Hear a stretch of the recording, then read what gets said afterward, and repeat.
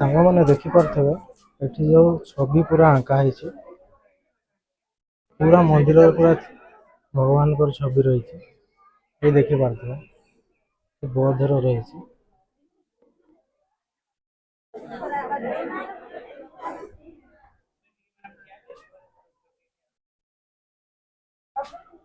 ତାର ବନ୍ଦ କେତେଟା ହୁଏ ଏଇଟା? 6:30। 6:30। ଏଇଟା ଉପର ଯୋଉଟା ଏଇଟା ହଉଛି।